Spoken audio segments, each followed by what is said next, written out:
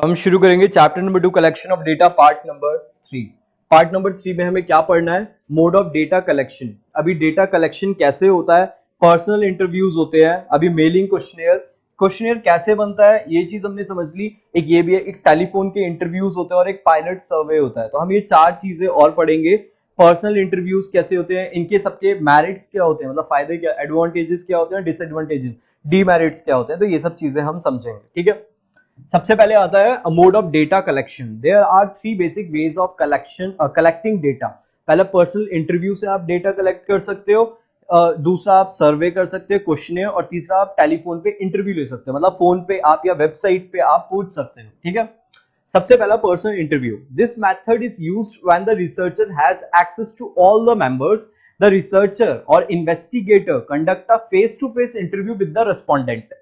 Personal interview के अंदर ये वाला हो गया कि आपके पास एक इंसान सामने से आएगा और वो आपसे आके पूछेगा, हाँ जी बताओ ये क्वेश्चन का आंसर दो, फिर ये वाले क्वेश्चन का आंसर दो, फिर ये वाले क्वेश्चन का आंसर दो। इसमें क्वेश्चनियर नहीं होगा, एक इंसान आपसे फेस टू फेस आपसे क्वेश्चंस पुट अप करेगा। ठीक है, मेरिट्स क्या है पर्सनल इंटरव्यूज के?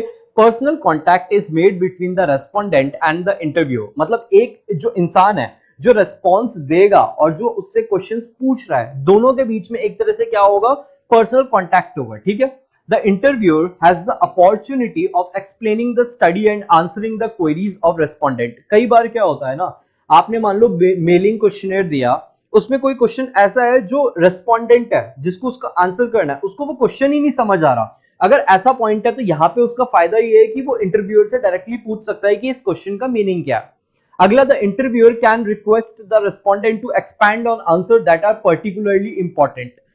इंटरव्यूअर उससे कभी कभार पूछ सकता है, जैसे ये पूछू पेन आपको कैसा लगा, अच्छा इसके मेरिट्स बताओ। तो मेरिट्स में ज्यादा लोग नहीं जाना चाहते, लेकिन मैं जब डीमेरिट्स पे आऊंगा ना, तो क्वेश्चनियर में लिखा है इसके डीमेरिट्स बताओ, कोई इंसान लिख देगा बस मुझे इसका कलर ही नहीं पसंद आ रहा, या मुझे ये हैवी लग रहा है, ऐसे करके। तो उस मोमेंट पे इंटरव्यूअर उससे पूछेगा आप थोड़ा डिटेल में बताओ, हैवी आपको कहां से कैसे पकड़ने में लग रहा है, क्या हाथ में पेन हो रहा है, ऐसा हो रहा है, वैसे हो रहा है। तो जो इंपॉर्टेंट क्वेश्चन है उसको इंटरव्यूअर आपको ढंग से समझा पाएगा और उसको अच्छे से उसके रिस्पॉन्स बड़े ले पाएगा। Miss interpretation and misunderstanding can be avoided. मान लो एक क्वेश्चन है, इंसान को समझ में आया बट उसने उसका गलत मीनिंग समझ के उसका गलत आंसर लिख दिया क्वेश्चनियर में। तो यहां पे ऐसा नहीं है, इंसान को समझ नहीं आया, मिसअंडरस्टैंडिंग होने के चांसेस है ही नहीं। Watching the reaction of respondent can provide supplementary information. कई बार क्या होता है ना, क्वेश्चनियर भरते वक्त मैं कई बार होता है देखता नहीं हूं कि मतलब मुझे कैसे पता है कि सामने वाला किस माइंडसेट से उस क्वेश्चनियर को भर रहा है। मान लो वो जान के उल्टी सीधी चीजें लिख रहा है जबकि ऐसा कुछ है भी नहीं। अब मान लो कोई मेरे से पूछे ये पेन के बारे में और मैं यूं बोलूं अरे ये तो बड़ा बकवास है, फिर मैं क्वेश्चन के आंसर दे रहा हूं, लेकिन मेरे ना उसको रिस्पॉन्स से पता चल जाएगा, एक तरह से उसको सप्लीमेंट्री इंफॉर्मेशन भी मिलेगी कि सच में ये इंसान ना बिल्कुल खुश ही नहीं है हमारे पेन से, मतलब इसने मेरे आंसर दिए उसमें तो ये खुश नहीं है, इस पेन को देख के वो और उसका ना मूड खराब हो रहा था। तो ये सब चीजें भी होती हैं। ठीक है, अब इसके डीमेरिट्स भी होते हैं। सबसे पहले तो कॉस्टली, ये बहुत एक्सपेंसिव है। एक्सपेंसिव क्यों है? हर एक इंसान के पास जाएगा, ट्रैवल करेगा। क्वेश्चनियर में क्या है, एक बारी क्वेश्चन सारे प्रिंट करे, उसकी प्रिंट की कॉपीज निकाली, सबको बांट दी, सबसे मंगवा ली, खत्म। यहाँ पे एक एक इंसान एक एक के पास जाएगा, टाइम देगा, उससे क्वेश्चंस पूछेगा, और ट्रेंड इंटरव्यूअर्स चाहिए होते हैं। तो ट्रेंड इंटरव्यूज होंगे तो वो भी पैसे मांगेंगे, मतलब वो भी अपने कुछ तो इनकम, मतलब इनकम कह रहा हूं, वो भी कुछ वेजेस या सैलरीज डिमांड करेंगे। तो ये एक्सपेंसिव होता है। और उसका दूसरा, it takes longer time to complete the survey. अब खुद सोचो, एक इंसान अगर एक दिन में एक आदमी से सर्वे करके 10 मिनट लगा रहा है, तो आप खुद एक बार इमेजिन करो कि वो कितने सर्वे कर लेगा एक दिन में, ज्यादा 100 200 300 सर्वे कर लेगा। बट आप क्वेश्चनियर में एक बार में प्रिंट करा के 1000 लोगों को दे सकते हो, 500 आप पे एक दिन में रिप्लाई आ सकते हैं। तो ये सब चीजें होती हैं। ठीक है, डीमेरिट्स आपने पढ़ लिए पर्सनल इंटरव्यू के क्या होते हैं। नेक्स्ट है मेलिंग क्वेश्चनियर, जो हम ऑलरेडी पढ़ चुके हैं कि क्वेश्चनियर बनाते कैसे हैं। when the data in the survey when the data in the survey are collected by mail, अगर आपके पास डेटा मेल में आ रहा है, the questionnaire is sent to each individual by mail with request to complete and return it by a given date। आपने देखा होगा आजकल Google forms आते हैं। गूगल फॉर्म्स अगर आपने कभी सुना हो या देखा हो, तो गूगल फॉर्म्स में लोग आपसे यही तो करते हैं। गूगल फॉर्म में आपसे वो पूछते हैं ये प्रोडक्ट आपने खरीदा, इसमें ये क्वेश्चन का आंसर करो, ये करो, ये करो, ये करो। वो मेलिंग क्वेश्चनियर है, आपके पास वो मेल में आता है, आपको क्वेश्चन फिल करने हैं और उसको प्रोवाइड कर देना है। अब इसके मेरिट्स क्या है? इट इज लेस एक्सपेंसिव, एक तो इसमें खर्चा ज्यादा है नहीं, दूसरा it allow the researcher to have access to people in remote areas too who might be difficult to reach in person or by telephone। मान लो रिमोट एरियाज है, रिमोट एरिया का मतलब आपको पता है, रिमोट एरियाज का मतलब होता है जहां पे जैसे कोई जंगलों के बीच में कोई जगह है, ठीक है, या तो कोई हिमाचल में अगर आप चले गए तो पहाड़ लद्दाख वगैरह हो गए, ये रिमोट एरियाज है जहां पे पहुंच पाना ही बड़ा मुश्किल हो जाता है एक इंसान के लिए, इंटरव्यू लेने वाले के लिए। तो उस वाले केस में फायदा क्या हो जाता है? उस वाले केस में फायदा ये है कि आप एक मेल कर दो बस और आपका काम हो जाएगा। It does not allow influencing of the respondent by the interviewer. ये पॉइंट इंपॉर्टेंट इसलिए है क्योंकि आप खुद सोचो, एक इंटरव्यूअर आता है और वो आपसे पूछता है ये पेन कैसा है, मैं पेन की कंपनी से आया हूं, तो हो सकता है कुछ लोग ना ऐसे नहीं नहीं ठीक है, मतलब बुरा है लेकिन ठीक है, हम ऐसे करके जवाब देते हैं, क्योंकि वो हम एक तरह से ऐसे भी पूछ सकते हैं ना कि क्या इसमें आपको खराब लग रहा है, तो हम थोड़े से ऐसे हो जाते हैं नहीं नहीं खराब नहीं है बस थोड़ा सा भारी, मतलब ऐसे हम खुल के आंसर नहीं कर सकते। बट मेलिंग क्वेश्चनियर में हम आराम से आंसर लिख सकते हैं जो हम समझते हैं। It also permits the respondent to take sufficient time to give thoughtful answer to the question। अब इंटरव्यूअर आया, उसने क्वेश्चन पूछा, आपको वो इमीडिएटली उसका आंसर करना ही पड़ेगा, बट क्वेश्चनियर में आप सोच सकते हो कि सोच के कि क्या इसका आंसर होना चाहिए, ये सब चीजें होती हैं, ठीक है। These days ऑनलाइन सर्वे और survey through short messaging service SMS are popular. आजकल मैंने तुम्हें बताया जैसे कि सर्विस मेलिंग क्वेश्चनियर पे ज्यादा हो रहे हैं, पर्सनल इंटरव्यूज तो बहुत कम हो रहे हैं, ठीक है। इसके डीमेरिट्स क्या है मेलिंग क्वेश्चनियर के? ये डीमेरिट्स क्या है? There is less opportunity to provide assistance in clarifying instructions, there is a possibility of misunderstanding the question.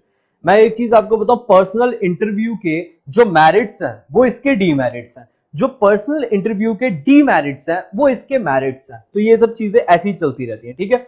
मतलब इसमें यह है कि पॉसिबिलिटी है कि मिसअंडरस्टैंडिंग हो सकती है क्वेश्चन की।